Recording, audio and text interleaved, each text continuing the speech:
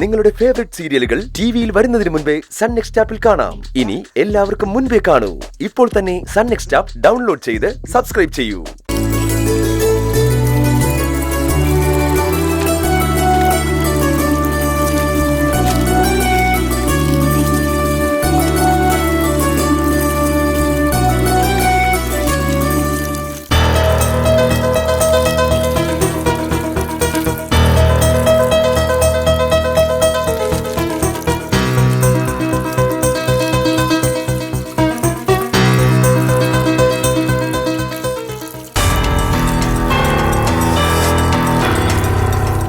അനു, നീ ഇനിയും വീട്ടിലെ കാര്യങ്ങൾ നോക്കിയിരുന്നത് ശരിയാവില്ല. ഇന്നു മുതൽ നമുക്ക് പ്രചാരണത്തിന് ഇറങ്ങണം. എതിർ സ്ഥാനാർത്ഥിയെ ചില്ലറക്കാരിയല്ല, അവരിപ്പോഴേ വോട്ട് പിടുത്തം തുടങ്ങി. ദേ, നമ്മളും ഒന്ന് ആഞ്ഞു പിടിച്ചാലേ ജയിച്ചു കയറാൻ പറ്റൂ. അമ്മ കൂടെയുള്ളത് കൊണ്ട് എനിക്ക് പേടിയൊന്നുമില്ല. ഞാൻ തോറ്റാ അതിന്റെ നാണക്കേട് അമ്മയ്ക്ക് കൂടെ ആയതുകൊണ്ട് എന്നെ ജയിപ്പിക്കാൻ വേണ്ടി അമ്മ എന്ത് വേണേലും ചെയ്യുമെന്ന് എനിക്കറിയാം.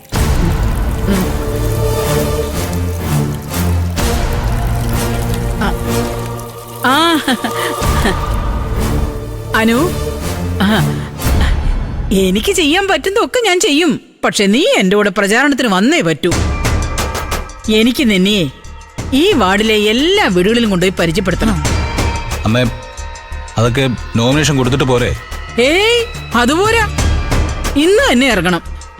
സുകുമാരോട് ഞാൻ വരാൻ പറഞ്ഞിട്ടുണ്ട്. അമ്മേ, രാവിലെ എന്തായാലും പോവാൻ പറ്റില്ല. അതെന്താ? എനിക്ക് ഇന്ദ്രേട്ടനും ഒന്ന് വീട് വരെ പോണം. ചീരുവിന് പെയിൻ വന്നിട്ട് രാത്രി ഹോസ്പിറ്റലിൽ കൊണ്ടുപോയെന്ന് അച്ഛൻ വിളിച്ചു പറഞ്ഞിരുന്നു. ഒന്ന് പോയി അന്വേഷിക്കണം. ആണോ? എന്നാ പിന്നെ പോയിട്ട് ഉച്ചയ്ക്ക് മുമ്പ് തിരിച്ചു വാ, എന്നിട്ട് നമുക്ക് പോവാം.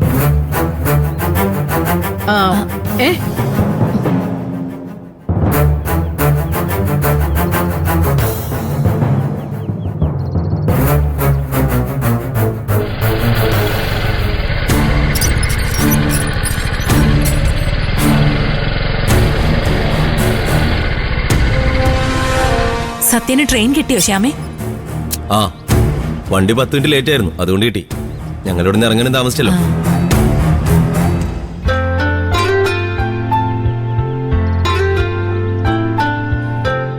അല്ല, ഇവൻ വന്നിട്ട് ചായ കൊണ്ടുവന്നാ മതിയെന്ന് നീ അങ്ങ് തീരുമാനിച്ചതാണോ സോനെ? അമ്മയ്ക്ക് അങ്ങനെ പലതും തോന്നും. ചായ ആയാലല്ലേ കൊണ്ടുവരാൻ പറ്റൂ. ശ്യാമേട്ടാ, ഇതാ ചായ. അതെന്താ ചേച്ചിക്ക് ചായ എടുത്തില്ലേ? ഞാൻ 3 കപ്പ് എടുത്തുള്ളൂ. കിച്ചണിൽ ചായ ഇരിപ്പുണ്ട്. ഞാനേ റെയിൽവേ സ്റ്റേഷനിൽ നിന്ന് ഒരു ചായ കുടിച്ചു. നീ ഇത് അനുചേച്ചിക്ക് കൊടുക്ക്.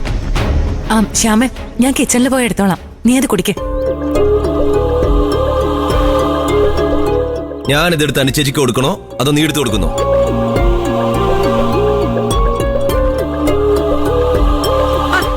ഏട്ടത്തേക്ക് കൊടുക്കു സോനെ. നിങ്ങൾ തമ്മിലുള്ള പിണക്കം മാറട്ടെ. എനിക്ക് പേട്ടത്തിയുടെ പിണക്കൊന്നുമില്ല. ഇതാ എടുത്തി ചായ. ഇതിപ്പോ ഞാൻ എടുത്തില്ലെങ്കിൽ നീ വിചാരിക്കും എനിക്ക് നിന്നോട് പിണക്കമാണെന്ന്. അതുകൊണ്ട് ഞാൻ എടുക്കാം.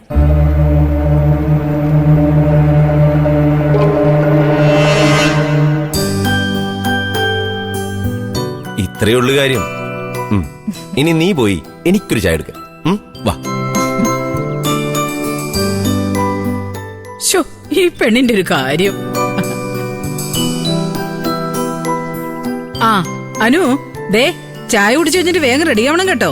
പോണ്ടേ?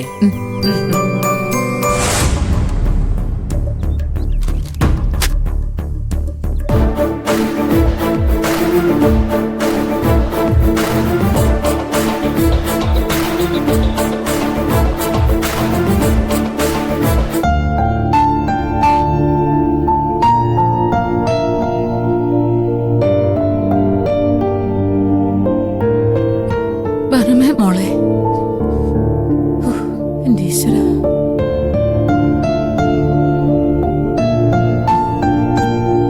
ചിരു, ചിരു, ഇപ്പൊ എങ്ങനെയുണ്ട്? പെയിൻ കുറവുണ്ടോ?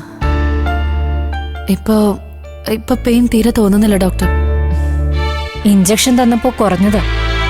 ഇനി ഇങ്ങനെ വരികയാണെങ്കിൽ നമുക്ക് അഡ്മിറ്റ് ആവാം. ഇപ്പോ വേറെ പ്രശ്നമൊന്നും കാണുന്നില്ല. ചീരുവിന് പേടിയുണ്ടെങ്കിൽ ഇപ്പൊ തന്നെ അഡ്മിറ്റ് ആവാം. അയ്യോ വേണ്ട ഡോക്ടർ, എനിക്ക് ഡെലിവറി ടൈമിൽ മാത്രം ഇങ്ങോട്ട് വന്നാൽ മതി. ഓക്കെ, എങ്കിൽ പതുക്കെ എഴുന്നേറ്റ് വന്നോളൂ. സിസ്റ്റർ ഒന്ന് ശ്രദ്ധിക്കണം. ശരി ഡോക്ടർ.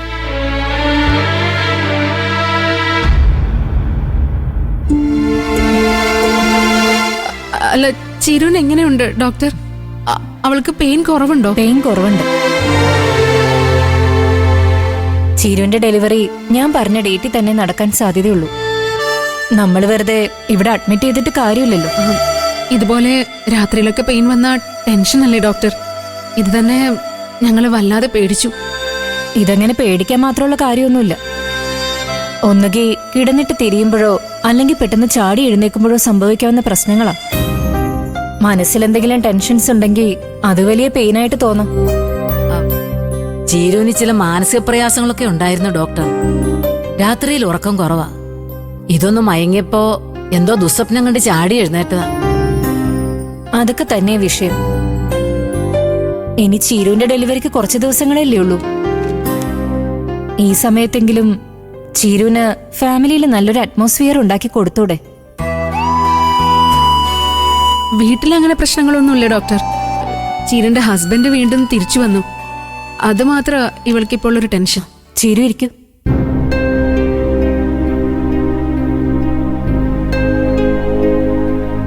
ഈ സമയത്ത് ഹസ്ബൻഡ് കൂടെ ഉണ്ടാവാനാണ് എല്ലാവരും ആഗ്രഹിക്കുന്നത്.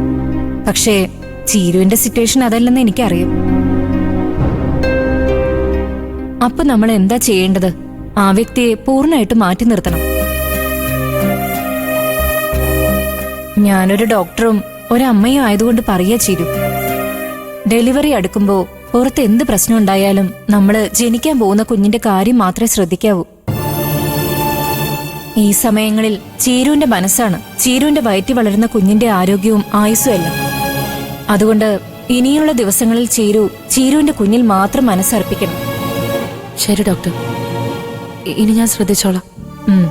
ഓക്കെ. രാത്രിയിൽ കൃത്യമായിട്ട് ഉറങ്ങാൻ നോക്കണം. ഞാനൊരു ടോണിക്കും ടാബ്ലറ്റും എഴുതുന്നുണ്ട്, അത് കഴിച്ചാൽ മതി. ശരി. എന്തെങ്കിലും ബുദ്ധിമുട്ട് തോന്നിയാ ചീരു എന്നെ വിളിച്ചോളൂ, നമുക്ക് സംസാരിക്കാം. Thank you doctor. ഓക്കെ.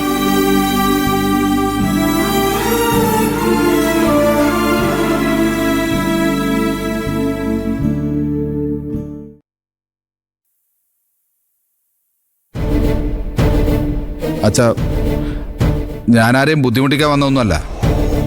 എനിക്ക് ചിരുവിനെയും മക്കളെയും കാണുകയും വേണ്ട. അവർക്ക് കുഴപ്പമൊന്നുമില്ലെന്ന് അറിഞ്ഞാൽ മാത്രം മതി. നീ ഇന്നലെ ഇവിടെ വന്നതല്ലേ വിനയ? അപ്പൊ ചീരൂനും മക്കൾക്കും കുഴപ്പമൊന്നും ഉണ്ടായിരുന്നില്ലല്ലോ. പിന്നെ നേരം വിളിക്കുമ്പോഴേക്കും അവർക്ക് എന്ത് കുഴപ്പമുണ്ടാവാനാ? ഒന്നും ഉണ്ടാവാതിരിക്കട്ടെ അച്ഛാ, അത് തന്നെയാണ് എൻ്റെ പ്രാർത്ഥന. പിന്നെ ഞാൻ വന്നത് എന്തിനാണെന്ന് ചോദിച്ചാൽ, ഞാൻ ചീരുവിനെ കുറിച്ചൊരു ദുസ്വപ്നം കണ്ടു.